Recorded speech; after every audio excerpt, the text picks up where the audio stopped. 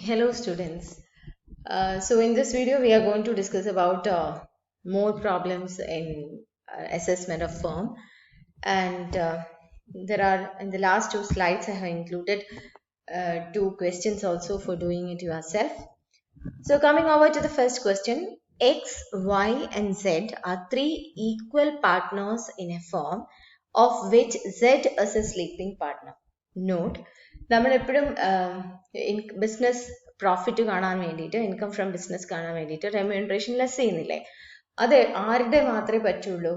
Active പാർട്ട്നേഴ്സിനെ, working പാർട്ട്നേഴ്സിനെ മാത്രമേ പറ്റുള്ളൂ. Sleeping പാർട്ട്ണർക്ക് കൊടുക്കുന്ന കമ്മീഷൻ, സാലറി, ബോണസ് ഇതൊന്നും നമുക്ക് ഡിഡക്ട് ചെയ്യാൻ സാധിക്കില്ല.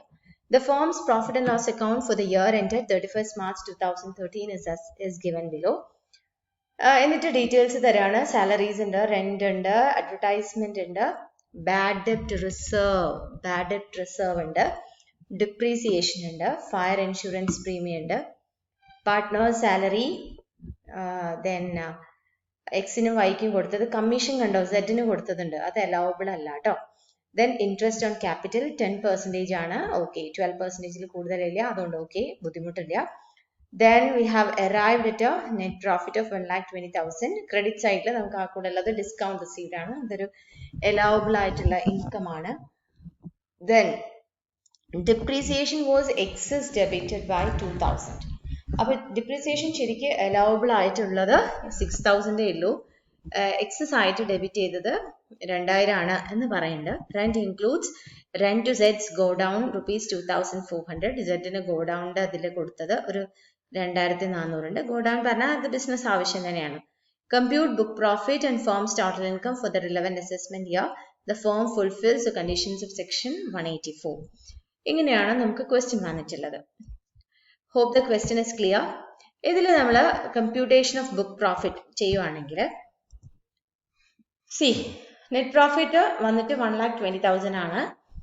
ഇൻഅഡ്മിസിബിൾ ഐറ്റംസിൽ നമുക്ക് ബാഡ് ഡെപ്റ്റ്സ്, റൈറ്റ് ഓഫ് ചെയ്ത ബാഡ് ഡെപ്റ്റ് ഉള്ളത് നമുക്ക് അലൗബിൾ ആണ്.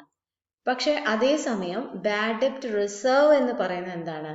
നമ്മൾ റിസർവ് ക്രിയേറ്റ് ചെയ്ത് വെച്ചതാണ്. നഷ്ടം ഉണ്ടാവുമോ എന്നുള്ള ഭയത്താൽ, ആക്ച്വൽ റൈറ്റിംഗ് ഓഫ് അല്ല. അപ്പോൾ ആ റിസർവ്സ് ഡിസലൗഡ് ആണ്. ഇതൊക്കെ കണ്ടതുകൊണ്ടാണ് ഞാൻ നിങ്ങളോട് income from business and profession എന്നുള്ള ഹെഡ് ഒന്ന് പഠിക്കാനായിട്ട് പറഞ്ഞത്. അപ്പൊ നിങ്ങൾക്ക് കുറച്ചും കൂടി ക്ലിയർ ആയിരിക്കും. ദെൻ ഡിപ്രീസിയേഷന്റെ കാര്യത്തിൽ ഇപ്പം ട്രീറ്റ്മെന്റ് ചെയ്തത് കണ്ടത് എങ്ങനെയാന്ന് വെച്ചാൽ, ഡിപ്രീസിയേഷൻ മൊത്തം എമൗണ്ട് നമ്മൾ തിരിച്ച് ആഡ് ചെയ്യും, എന്നിട്ട് അതിന്റെ അലൗബിൾ പോർഷൻ ലെസ് ചെയ്യും. അതാണ് ടെക്സ്റ്റ് ബുക്കിലൊക്കെ കണ്ടിട്ടുള്ള ഒരു സ്റ്റാൻഡേർഡ് വേ. അപ്പൊ അത് കൺഫ്യൂഷൻ ആവണ്ടെന്ന് വിചാരിച്ചിട്ടാണ് ഞാൻ എങ്ങനെ എടുത്തിരിക്കുന്നത്. അതായത് ഡിപ്രീസിയേഷന്റെ അകത്ത് 2,000 രൂപ വരെ അലൗഡ് അല്ല എന്ന ക്വസ്റ്റ്യൻ നമ്മളോട് പറയുന്നുണ്ട്. Depreciation was excess debited by 2,000. Excess ആയിട്ട് നമുക്ക് അലൗ ചെയ്തതിനേക്കാൾ കൂടുതലായിട്ട് 2,000 ഡെബിറ്റ് ചെയ്തു എന്ന് പറയുമ്പോൾ നമ്മൾ അത് തിരിച്ച് ആഡ് ചെയ്താൽ മതി. അപ്പൊ ആ 2,000 നമ്മൾ ആഡ് ചെയ്യുന്നു. ദെൻ റെമ്യൂണറേഷൻ ടു പാർട്ട്നേഴ്സ്, ഇവിടെ നമ്മൾ സെഡിന് കൊടുത്തത് 1,000 എല്ലാം ആഡ് ബാക്ക് ചെയ്യും.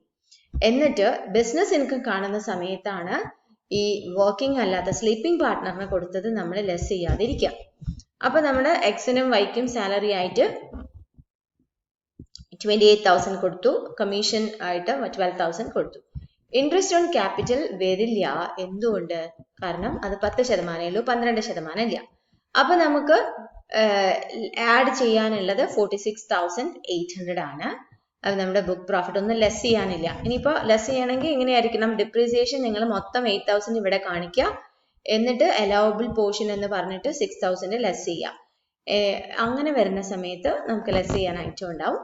ഇവിടെ ഇപ്പം നമുക്ക് ബുക്ക് പ്രോഫിറ്റ് എന്ന് പറയുന്നത് 1,66,800 ആണ്. Hope it is clear. അടുത്ത് നമ്മൾ നോക്കുവാണെങ്കിൽ computation of total income of the firm ആണ്. ബുക്ക് പ്രോഫിറ്റ് വെച്ച് സ്റ്റാർട്ട് ചെയ്യുന്നു, 1,66,800. ലെസ് റെമ്യൂണറേഷൻ നമുക്കറിയാം. ആക്ച്വൽ റെമ്യൂണറേഷനോ അല്ലെങ്കിൽ സ്റ്റാറ്റ്യൂട്ടറി ലിമിറ്റോ ഏതാണോ കുറവ് അതാണ് നമ്മൾ എടുക്കുക. ആക്ച്വൽ റെമ്യൂണറേഷൻ വന്നിട്ട് സെഡിൻ്റെത് ഒഴിവാക്കി എക്സിന്റെയും വൈന്റെയും ഈ 28,000 പ്ലസ് എക്സിന്റെ കമ്മീഷൻ 8,000, വൈന്റെ 4,000 എടുക്കില്ല. അങ്ങനെ 36,000 ആണ് നമുക്ക് ആക്ച്വൽ റെമ്യൂണറേഷൻ ഉള്ളത്. സ്റ്റാറ്റ്യൂട്ടറി ലിമിറ്റ് എന്ന് പറയുന്നത് 1,50,120 ആണ്. സ്റ്റാറ്റ്യൂട്ടറി ലിമിറ്റ് എങ്ങനെ കാണാം? ബുക്ക് പ്രോഫിറ്റിന് 90% ഓർ 1,50,000 വെച്ച് ഒരു സ്മോർ ആണ് എടുക്കുക. അപ്പോൾ ഇതിനകത്ത് ബുക്ക് പ്രോഫിറ്റിന്റെ 90% കാണുമ്പോൾ 1,50,000 120 ആണ്, മറ്റേത് 1,50,000 അല്ലേ ഉള്ളൂ. അപ്പം ഏതാണോ കൂടുതലുള്ളത് എന്നുള്ളത് കൊണ്ട് അതെടുത്തു. 1,50,000 120. അപ്പോൾ ഇതിൽ ഏതാ കുറവ് എന്നുള്ളതാണ് എടുക്കുക. അപ്പോൾ 36,000. അപ്പോൾ വന്നിട്ട് നമ്മുടെ ടോട്ടൽ ഇൻകം 1,30,800. ക്ലിയർ ആയില്ലേ? ഇപ്പം ഇനി നമ്മൾ അടുത്ത ക്വസ്റ്റ്യനിലേക്കാണ് പോകുന്നത്. യെസ്, നെക്സ്റ്റ് ക്വസ്റ്റ്യൻ പറയുന്നത്, ഓക്കെ ക്ലിയർ ആണല്ലോ. Hope the question is clear. അതിൻ്റെ പോയിന്റ്സ് ഒന്നും കാണുന്നില്ല, നോക്കട്ടെ.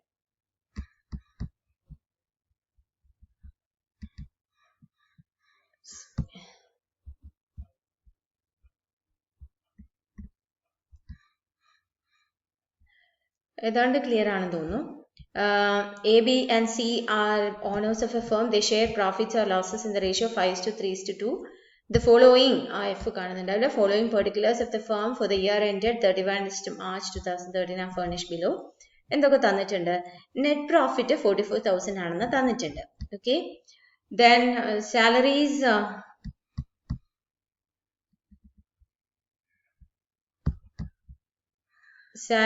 വന്നിട്ട് 12,000 paid to B and commission on sales 6,000 paid to C were debited to the account. Okay, interest on capital 5,000 ആണ്, 4,000 3,000 paid to A, B and C respectively, and interest of rupees 8,000 paid to A on his loan were charged to the accounts. The rate of interest in both the cases, interest on capital ഉം interest on loan ഉം 20% ആണ്. അപ്പോൾ 12% കൂടുതലാണ്. Depreciation debited to the account rupees 10,000, but the admissible amount as per rules was 14,000. 14,000 debit ചെയ്തിട്ടുള്ളൂ, പക്ഷെ നമുക്ക് 14,000 വരെ debit ചെയ്യാം. Okay, then a long term loan of 10,000 was taken during the year and expenses incurred for obtaining the loan amount was 1,000. അത് allowable ആണ്. This sum was debited to the account.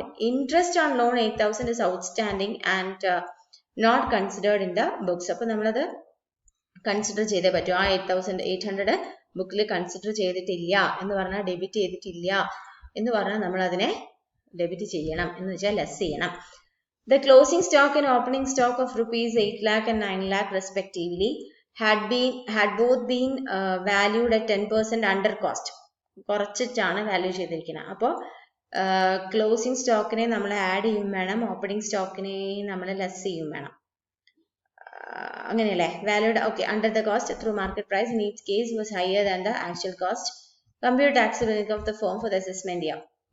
പിന്നെ firm fulfils the conditions. ആ കണ്ടീഷൻസിനെ പറ്റി പേടിക്കേണ്ട, നിങ്ങളുടെ കയ്യിലുള്ള നിങ്ങൾക്ക് തരുന്ന ക്വസ്റ്റ്യൻ നിങ്ങൾക്ക് അത് അസ്യൂം ചെയ്യാം. ഇനി നമ്മൾ അതിന്റെ സൊല്യൂഷനിലേക്ക് പോയാൽ, okay, in case of solutions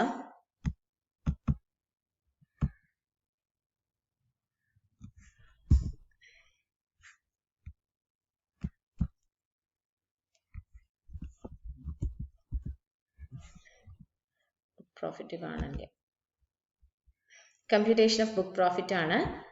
okay, ഇപ്പൊ ഏതാണ്ട് ക്ലിയർ ആയിരിക്കും. Net profit for the year 44,000 ആണ്. As per profit inadmissible expenses. Okay, closing stock നമ്മൾ ക്രെഡിറ്റ് ചെയ്ത സാധനം കുറഞ്ഞു പോയി എന്നാണ് പറഞ്ഞത്, അണ്ടർ വാല്യൂഡ് ആണെന്ന്. അപ്പൊ നമ്മൾ എന്ത് ചെയ്യണം? അതിന് ആഡ് ചെയ്യണം. അപ്പോൾ ആഡ് ചെയ്തു. എങ്ങനെ ആഡ് ചെയ്തു?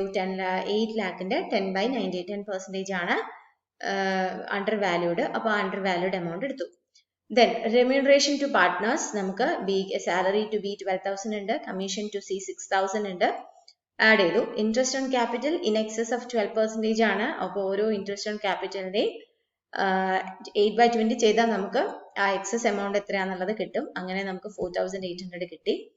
ഇൻട്രസ്റ്റ് ഓൺ ലോൺ എന്ന് പറയുന്നതിൻ്റെ അകത്തും 20% ആണ്. അതിലും 12% നമുക്ക് അലൗഡ് ഉള്ളൂ. അതിൻ്റെയും 8% കണ്ടു.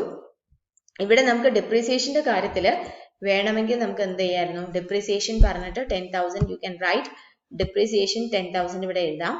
എന്നിട്ട് അലൗഡ് ഡിപ്രീസിയേഷൻ എന്ന് പറഞ്ഞിട്ട് 14,000 ഇവിടെ ലെസ് ചെയ്യാം. പകരം ഞാൻ അതിന്റെ ഡിഫറൻസ് എമൗണ്ട് ആണ് എടുത്തിട്ടുള്ളത്. അപ്പൊ നമ്മൾ ഇത് ആഡ് ചെയ്തപ്പോൾ 1,58,889 കിട്ടി. Less portion of depreciation allowed നമുക്ക് 4,000 ഉണ്ട്. Under valuation of opening stock. Opening stock എന്ന് പറഞ്ഞാൽ ഡെബിറ്റ് സൈഡിൽ വരുന്ന ഐറ്റം ആണ്. അത് അണ്ടർ വാല്യൂ ചെയ്തു എന്ന് പറഞ്ഞാൽ കൂടുതൽ ഇനി ലെസ് ചെയ്യാനുണ്ട് എന്നാണ് അർത്ഥം. അതുകൊണ്ട് നമ്മൾ അതിന്റെ 10% നമ്മളിവിടെ ലെസ് ചെയ്യാനെടുത്തു. Then interest and loan outstanding ഉണ്ടല്ലോ, അത് ശരിക്കും ഡെബിറ്റ് ചെയ്യേണ്ട ഒരു ഐറ്റം ആയിരുന്നു, പക്ഷെ നമ്മൾ ഡെബിറ്റ് ചെയ്തില്ല, അതുകൊണ്ട് വീണ്ടും ഇതിനെ ലെസ് ചെയ്തു. അങ്ങനെ വന്നിട്ട് നമുക്ക് ബുക്ക് പ്രോഫിറ്റ് 54,089 കിട്ടി. Hope it is clear. Then computation of total ഇൻകത്തില് ബുക്ക് പ്രോഫിറ്റ് 54,089 ആണ്. റെമ്യൂണറേഷന്റെ കാര്യം നമുക്കറിയാം, least of the two. Actual remuneration 18,000ഉം ഹയർ സ്റ്റാറ്റ്യൂട്ടറി ലിമിറ്റ് എന്ന് പറയുന്നത് 90% ഓഫ് ബുക്ക് പ്രോഫിറ്റ് അല്ലെങ്കിൽ 1,50,000. ഇപ്പൊ 1,50,000 ആണ്, പക്ഷെ 18,000 ആണ് ആക്ച്വൽ എമൗണ്ട്. അപ്പൊ മൊത്തം നമുക്ക് ടോട്ടൽ ഇൻകം വന്നിട്ട് 36,089 ആണ് കിട്ടുക. അപ്പൊ ഇതുവരെ ഇങ്ങനെ എന്താ പറയുക, ടാക്സ് ലയബിലിറ്റി ചെയ്യുന്ന പ്രോബ്ലംസ് എൻ്റെ അടുത്തുള്ള ബുക്കിൽ കുറവാണ്. അപ്പൊ നിങ്ങൾക്ക് ബുക്ക് എവിടെന്നെങ്കിലും ഇങ്ങനെ ക്വസ്റ്റ്യൻസ് കിട്ടുകയാണെങ്കിൽ, ക്വസ്റ്റ്യൻ പേപ്പേഴ്സിനോ എവിടെയെങ്കിലും കിട്ടുകയാണെങ്കിൽ നമുക്കത് സോൾവ് ചെയ്യാം. ഇനി ഞാൻ 2 ക്വസ്റ്റ്യൻസ് നിങ്ങൾക്ക് ചെയ്യാനായിട്ട് തരുന്നുണ്ട്. ആ ക്വസ്റ്റ്യൻസ് ഇതാണ്. X, Y and Z are equal partners in a firm which disclosed a net income of 1,50,000 for the year ended 31st March 2013. Then the firm has house property income 50,000 before deducting local taxes paid and repairs in the house property amounting to 5,000 and rupees 7,500 respectively. അപ്പോൾ local ടാക്സസും റിപ്പയർസും കുറയ്ക്കുന്നതിന് മുമ്പുള്ള amount ആണ് house പ്രോപ്പർട്ടിയിലുള്ള. During the year the long term capital gains were 50,000. The net income has been calculated taking into account the following: 15,000 paid as rent to Y for the best premises. Okay, അത് allowable ആണ്, അതിന്റെ മുകളിലൊന്നും ചിന്തിക്കേണ്ട. Rupees 60,000 paid to Z as salary and rupees 16,000 paid as salary to A, who was admitted to the firm as an equal partner. Clear അല്ലേ? As an equal partner on 1/12/2012 in place of X, who retired a day before. Z and A are working partners. അപ്പോൾ ഇവര് working partners ആണ്. സെഡിനും എക്കും കൊടുത്ത remuneration ഉണ്ട്, അതെന്താ ചെയ്യേണ്ടത് നമുക്കറിയാം. Admissible depreciation on office furniture 5,000 ആണ്. ജനറൽ എക്സ്പെൻസസ് അലൗബിൾ ആണ്. ബാഡ് ഡെറ്റ് റിസർവ് അത് ഡിസലൗഡ് ആണ്. Compute the total income of the firm and its tax liability, assuming that the firm does not fulfill the conditions of section 184. അപ്പോൾ ശ്രദ്ധിച്ച് question വായിക്കുക. അപ്പൊ 185 ആണ് apply ചെയ്യുന്നത്. അവിടെ എന്തൊക്കെയാണ് ശ്രദ്ധിക്കേണ്ടത്? ഈ റെമ്യൂണറേഷൻ ഒന്നും നമുക്ക് ലെസ് ചെയ്യാനായിട്ട് സാധിക്കില്ല. അപ്പൊ ഓക്കെ, അപ്പൊ അതൊന്ന് ചെയ്ത് നോക്കുക. ടാക്സ് കാൽക്കുലേറ്റ് ചെയ്യാനുള്ളതാണിത്. ഇനി ഇപ്പൊ എനിക്ക് തോന്നുന്നു ക്വസ്റ്റ്യൻ എഴുതിയെടുക്കാനുള്ള ഒരു സമയമൊക്കെ കിട്ടിയിട്ടുണ്ടാവും എന്ന് വിചാരിക്കണം. അല്ലെങ്കിൽ ഒന്ന് പോസ് ചെയ്തിട്ട് ചെയ്യാം. അതേപോലെ അടുത്തൊരു ക്വസ്റ്റ്യനും കൂടെ തന്നിട്ടുണ്ട്. ഇത് നിങ്ങളുടെ ടെക്സ്റ്റിന്റെ ബാക്കിലുള്ള ക്വസ്റ്റ്യൻ ആണ്. ഇതും ഒന്ന് ട്രൈ ഔട്ട് ചെയ്യുക. എനിക്ക് തോന്നുന്നു വലിയ ബുദ്ധിമുട്ടൊന്നും ഇല്ലാത്തൊരു ക്വസ്റ്റ്യൻ ആണ്. ഓക്കെ, ഇത് രണ്ടും ചെയ്തിട്ട് if you are finding any difficulty you can contact me. Okay, thank you.